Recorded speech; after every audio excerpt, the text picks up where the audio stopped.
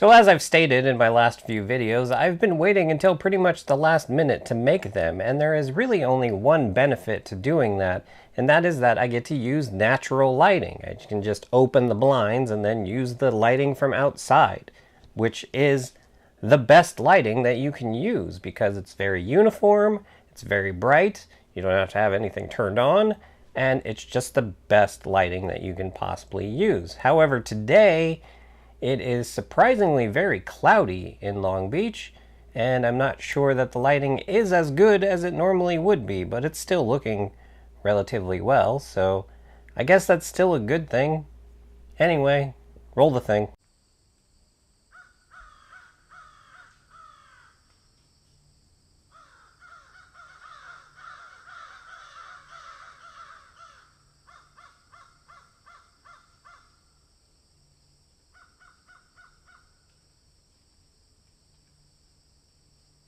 Hey guys, Sean here. So when I first moved to California a little over 12 years ago, the very first job that I ended up getting was doing extra work in TV and movies. So what are extras? Well, when you're watching a TV show or a movie, they're just the people that make the world seem inhabited. So all the people in the background that are walking by when the main characters are talking to each other, those are extras. To this day, it was one of the most fun jobs I've ever had, but it is not one of the best jobs I've ever had because it paid minimum wage and it was very, very inconsistent. I would work maybe 2-3 times a week, and sometimes it would be like once a month, and I just couldn't survive on that income. So the other day I was going through some of my things and I found this little notebook, and this notebook I used when I was doing extra work to write down all the upcoming gigs that I had booked and the information about it, like where I needed to go, what time I needed to be there, what number I needed to call to find out information. So just a quick overview of how the extra casting process works, or at least how it worked 12 years ago. I don't know if this is still the case. There is a company called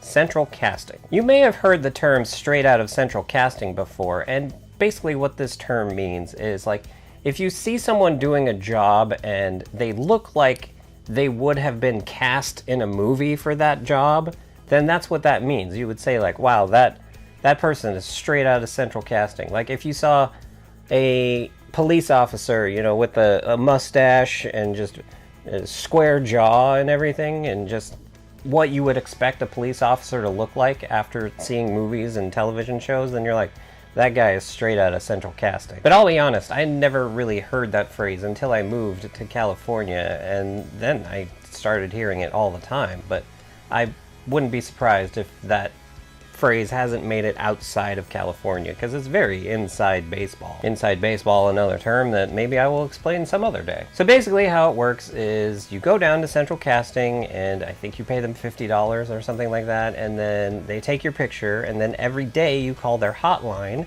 and they list out all the things that are available, and you're like, oh, I like that one, so you press the number for that one, and or I fit that description, and you press the number for that, and then it gives you a number that you have to call then, and then you call the casting person for that.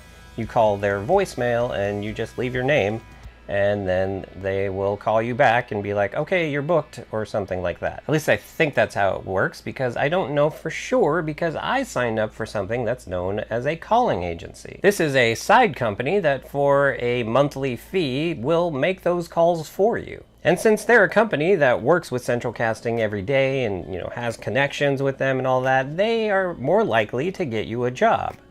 So they say. And so instead of having to call Central Casting every day, I just would get a call from my calling service every day, or every 2 days, or every 5 days, or however long it would take for them to get me booked on something. So that's all the minutia and downside of doing extra work. On the upside, everything else. For an entire year, I basically worked with television and movie stars. Did I interact with all of them? No, not at all. Did I interact with some of them? Yes, as a matter of fact, I did. But let's just go all the way back to the beginning. So the calling service that I signed up for, one of their requirements for signing up for them is the very first thing you have to do is audience work. So what is audience work? Well, there's hundreds of talk shows on television these days, especially with cable, and A majority of them have live studio audiences. Now, do you think these talk shows would be able to find people to fill the audience every single day that desperately want to be there and watch it?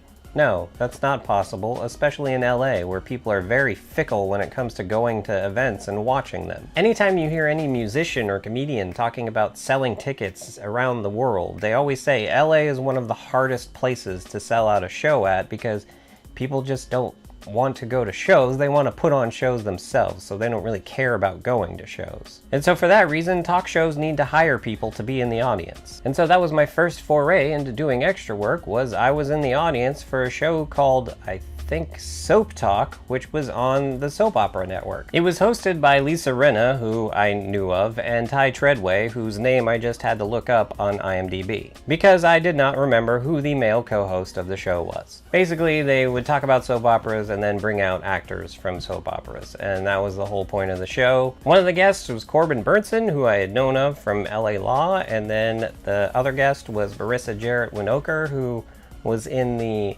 movie version of Hairspray, and I think I had seen her somewhere before, but she sang a song. It was really great, and I'm like, wow, I'm getting paid for this. This is something. And then that was it, and that was the end of the day, and then I went home. That following week, I worked on my first actual big budget television show, and it was a very rare situation because I worked on it for 5 days, which was very unheard of. Rarely is there an hour-long show that takes place in the same place pretty much for the entire episode, and therefore requires the same extras to be there the entire time. This show was Monk, which was the show that was on, I don't remember what network, with Tony Shalhoub, that ran for like 7-8 years. I had never seen Monk before, but I knew who Tony Shalhoub was, of course, from Wings and Men in Black, so that was cool to see him. Oh, if you don't know what Monk is about, it's about a private detective who has OCD. That's basically the entire premise of the show. And so in this episode, there had been a murder at an outdoor music festival known as the San Francisco Band Jam, and Monk had to go in and investigate and try and find who the killer was. So for 5 days, I spent every day in the blistering sun and heat in a field up north from LA and pretended like I was a concert goer. There was a lot of this going on, just for hours, just look at us go. But on about the third day, they came around to the extras and were like, well, we need some people to be crew members, and I got chosen to pretend to be a crew member. And so then I got to walk around on the stage and pretend like I was doing stuff, or carry giant columns through the shot to, make it look like there were actual crew members working. So of course the prop department had to make lanyards for all the crew people to make it, because a crew person would have a lanyard so that they could get around backstage at a concert. And when we went to turn them in on the last day, they were just like, go ahead and keep them. And as I found this notebook the other day, I also found that. So here is the San Francisco Band Jam crew lanyard that I got from working on Monk. So that was a great way to start off this new adventure in my life. The next thing I worked on was my first movie, which was Evan Almighty, starring Steve Carell and John Goodman, which was a sequel to the Jim Carrey movie Bruce Almighty. I think the part that I played was like congressional page or something like that. So basically the movie is about Evan, who was in the first Bruce Almighty movie. Bruce Almighty is of course about Jim Carrey's character. He meets with God, played by Morgan Freeman, and Morgan Freeman wants to take a vacation, so he gives Bruce all of his powers. So Bruce gets all of the powers of God for like a week, and that's the premise of Bruce Almighty. And then in Evan Almighty, essentially Morgan Freeman meets up with him, and he's like, you need to make an ark. And that's the point of the second movie, is this horrible person from the first movie ends up having to build an ark. And that, I think I've seen it once. I don't really remember much about it. But at the end of the movie, the ark ends up crashing into the Capitol building. And so I was just one of the people working at the Capitol building. I was nowhere near the camera, so there's no way I can possibly be seen in this movie. However, it was the first movie I worked on, and I also found that I still have the badge from that. Now this is a Evan Almighty badge. This isn't like what I would have worn in the scene. This is what I would have on me to denote which extra I am, because there were so many.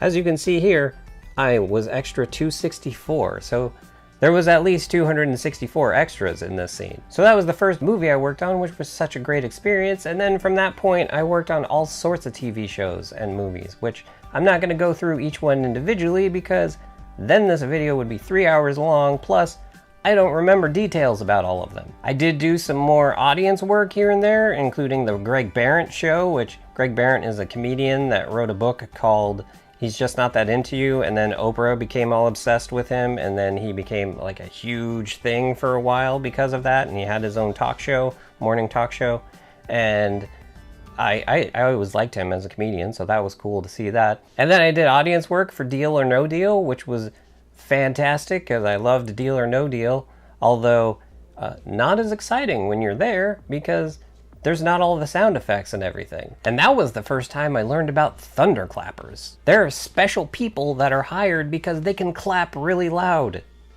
That's a thing that exists. That's an actual job. I don't know how well it pays, but I think it pays a little bit more than just regular audience person. So let's just flip through here, see some of the things I got in here. Here we have Orderly at 2 p.m. in Century City. I'm not exactly sure what show that was. It was probably House, because I did work on House, which was a lot of fun because I really liked Hugh Laurie at the time from Blackadder and anything I had seen him in. And one of the interesting things about that was Hugh Laurie, of course, is very British, but the entire time he was on the set of House, he was speaking in an American accent, probably because it's much easier to just do that all day long instead of like, okay, when they say roll, then start speaking in the American accent. So I could totally understand that. I always found that interesting. Here we have Bones, and I think that was the first time I played a police officer. Can you imagine that? Me as a police officer.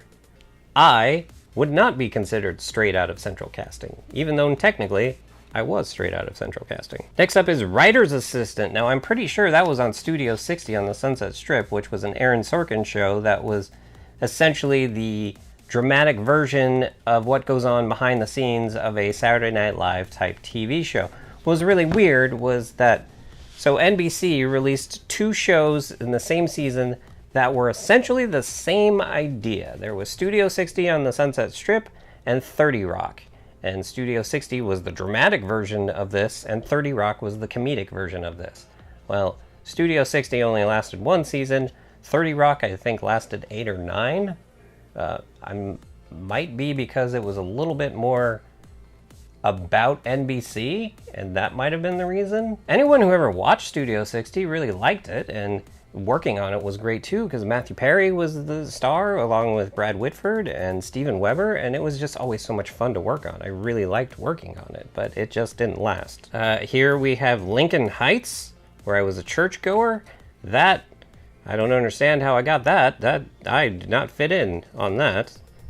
Here we have Boston Legal. I was an associate. I remember this episode. This was the one where Danny Crane, isn't that William Shatner's character, and then James Spader's character, I can't remember what his name was, where they wrestle each other. That was interesting. Up next here is The Great Buck Howard. That was a movie I just had to look up. It was a movie starring John Malkovich, where he was a magician, and it co-starred Colin Hanks, and it was produced by Tom Hanks, and Tom Hanks was actually there that day. That was really amazing. I see here Labor at a Wedding. That was probably for Big Day, which was a sitcom about a wedding that was in the 24 style, where every episode was in real time. I vanished here, where I was wearing a hazmat suit. I got to wear a hazmat suit, guys. That was so great. I'm now realizing that I'm doing the thing that I said I wasn't going to do, where I talk about every single thing. Here's another Studio 60. Scrubs. Scrubs was great to work on. You know why? Because it was filmed in an actual old hospital. Like, there was this old hospital in LA that shut down, and Scrubs went in and just took it over, and they filmed their entire show in that hospital. It was great. Next up is ER, which actually is going to bring me to another thing that I want to talk about, which is the sets. Sets are amazing. So let's take these 3 shows. We have ER, we have Scrubs, and we have House. So ER took place in an old rundown Chicago ER, basically. Scrubs took place in well, I don't know exactly what type of hospital, but it was an actual hospital.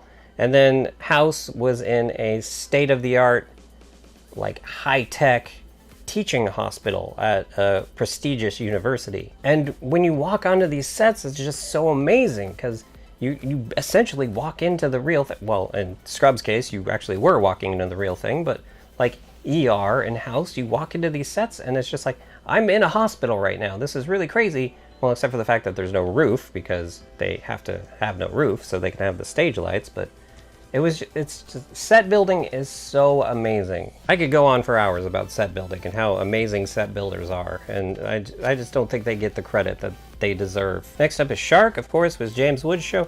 Oh, Jerry Ryan, who was 7 of 9 from Star Trek Voyager, was also on that show, and on the episode that I was a part of, John Delancey, who was Q in Star Trek The Next Generation, was a guest star, so that was cool. Here we have another Bones as a cop. I don't know how I kept getting a cop. Standoff, DJ Speedy fan. I don't know.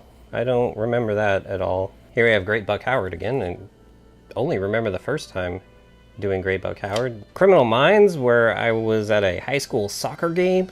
My Name is Earl. I don't recall ever working on My Name is Earl. That's crazy. Medium. Oh, so Medium was interesting because the episode that I worked on was directed by Joanna Kearns, who was the mother on Growing Pains, and she ended up using me kind of as a starting point for one of the shots because I was like a CSI person or something, and so I was the like I would cross in front and then that would start the shot.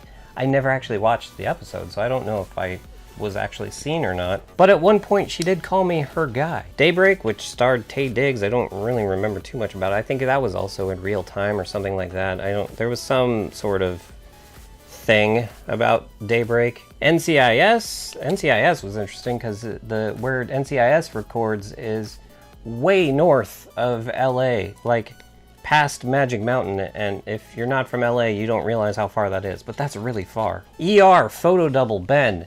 Okay, so this was easily the best experience I had in all my time doing extra work. So what is a photo double? A photo double is someone that looks like one of the actors on the show that they can use to be like in the background and blurred, so they don't actually have to get the real actor to come in and do it. They can just get someone that kind of looks like them, maybe from the back or something, and then they can use them instead, so they don't have to pay the actor and the actor doesn't have to come in. They can just get some cheapo to do it. So Ben was like a nurse on the show or something, and when I looked him up, I'm like, what are they thinking? I don't look anything like this guy.